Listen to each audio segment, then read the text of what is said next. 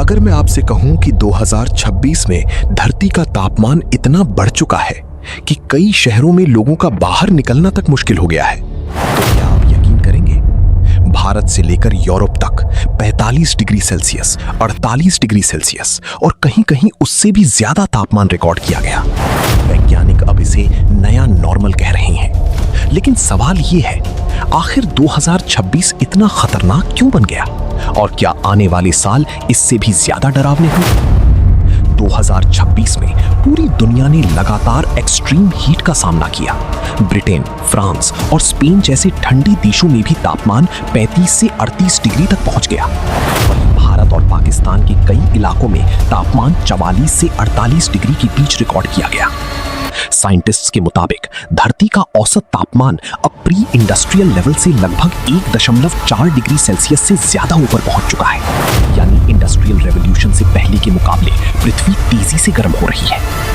इसका सबसे बड़ा कारण है green house gases, carbon dioxide, methane और लगातार बढ़ता पोल्यूशन।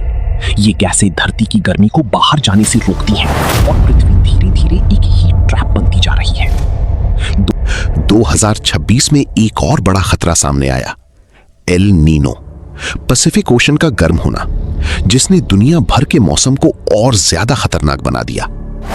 भारत में हीट वेव्स पहले से ज्यादा लंबी और ज्यादा खतरनाक हो चुकी हैं। कई शहरों में रात का तापमान भी कम नहीं हुआ। लोगों को रात में भी गर्म हवाओं का सामना करना पड़ा। डॉक्टर्स ने हीट स्ट्रोक, डिहाइड्रेशन और हार्ट प्रॉब्लम्स के मामलों में भारी बढ़ोतरी देखी। सबसे ज्यादा असर मजदूरों, बुजुर्गों और बच्चों पर पड़ा। साइंटिस्ट चेतावनी दे रहे हैं कि अगर पोल्यूशन और कार्बन एमिशन इसी तरह बढ़ता रहा तो आने वाले सालों में हीट वेव्स और भी ज्यादा जानलेवा हो सकती हैं। लेकिन अभी भी वक्त है। पेड़ लगाना, इलेक्ट्रिसिटी बचाना और पोल्यूशन कम करना, ये छोटे कदम भविष्य को बदल सकते हैं।